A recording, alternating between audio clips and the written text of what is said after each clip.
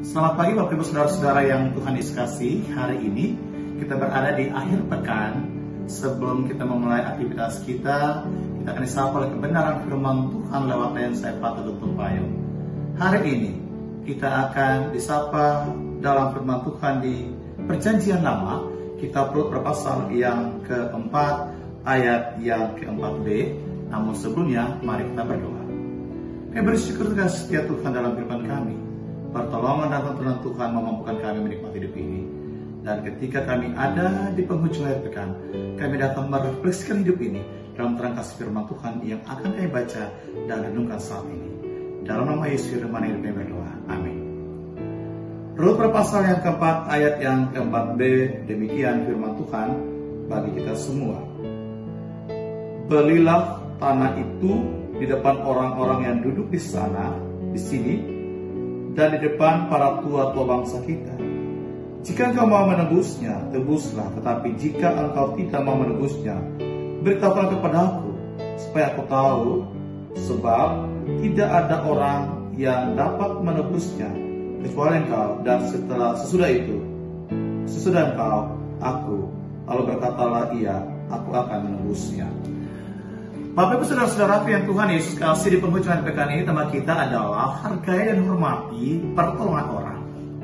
Gotong royong Bapak Ibu Saudara-saudara yang Tuhan Yesus kasihi, istilah ini mungkin sudah sering kali kita dengar di tengah-tengah perjalanan kehidupan kita sebagai orang-orang yang mengenyam pendidikan di bangku pendidikan. Istilah ini mungkin tidak terlalu terdengar di wilayah kota modern, tetapi sangat menggema terkenal di wilayah masyarakat yang ada di pedesaan.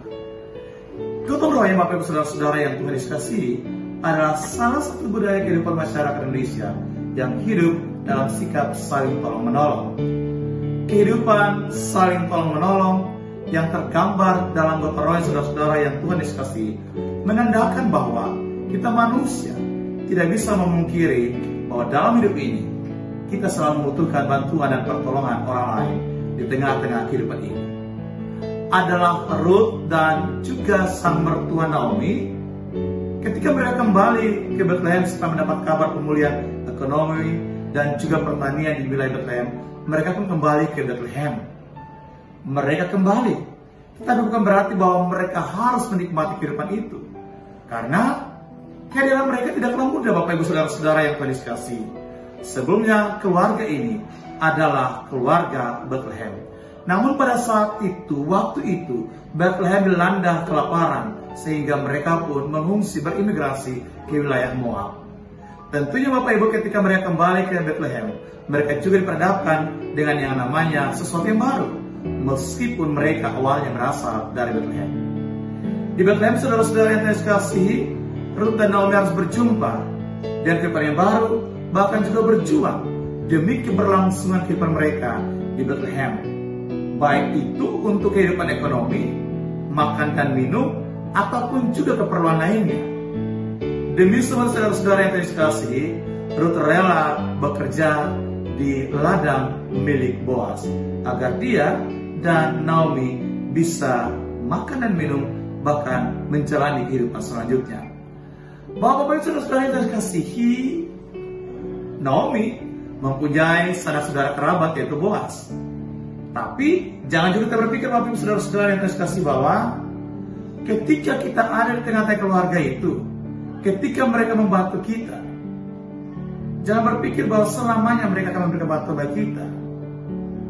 Pertanyaannya adalah berapa lama, sampai berapa lama Boaz akan menjadi penyelamat ataupun juga membantu Naomi dan Rut, ataupun dalam kehidupan kita setiap hari.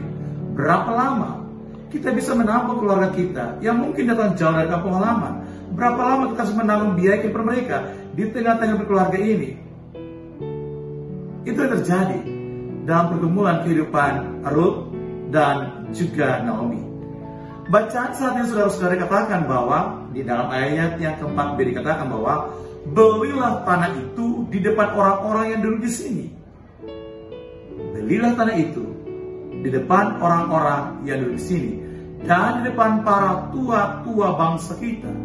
Jika engkau mau menebusnya, tebuslah. Tapi jika engkau tidak mau menebusnya, beritahukan kepada aku, supaya aku tahu. Sebab tidak seorang pun yang dapat menebusnya kecuali Engkau, dan sesudah Engkau, aku. Lalu berkata ia, aku akan menebusnya. Bapak Ibu Saudara-saudara yang terkasih, setiap kita dalam hidup ini, setiap kita, saudara dan saya, dalam hidup ini pasti memerlukan pertolongan orang lain. Bahkan kita sendiri pun harus menjadi penolong bagi orang lain yang membutuhkan pertolongan kita. Setiap kita membutuhkan bantuan pertolongan orang lain. Dan kita pun seharusnya juga bisa memberikan bantuan dan pertolongan itu kepada orang lain yang membutuhkan bantuan dan pertolongan dari diri kita. Galatia pasal yang ke-6 ayat yang kedua, Rasul Paulus berkata bahwa bertolong-tolonglah kamu menanggung bebanmu. Bahkan dalam Roma pada pasal yang ke-8 ayat yang ke-28 dikatakan bahwa kita tahu sekarang bahwa Allah turut bekerja dalam segala sesuatu untuk mendatangkan kebaikan bagi mereka yang mengasihi Dia, yaitu bagi mereka yang terpanggil sesuai dengan rencana Allah.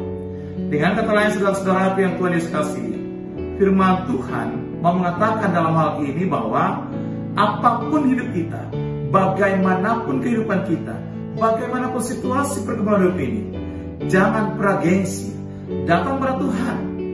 Jangan juga pernah gengsi untuk menerima bantuan dan pertolongan orang lain, karena semua Tuhan tahu. Dan ketika kita menerima bantuan dari Tuhan, pertolongan dari Tuhan, kita menerima bantuan dari orang lain, pertolongan dari orang lain, maka jangan lupa juga mengucapkan terima kasih, bahkan bersyukur pada Tuhan untuk semua yang sudah kita dapat. Karena itu Bapak Ibu Saudara-saudara yang terkasih, berdoa meminta pertolongan Tuhan dan bersyukur selalu dengan karya kasih Tuhan atas hidupmu. Karena Tuhan selalu punya cara dalam hidupmu. Ketika engkau ada pergumulan, ketika engkau sedang susah, Tuhan selalu mendatangkan berkat dan pertolongannya untuk menolong engkau.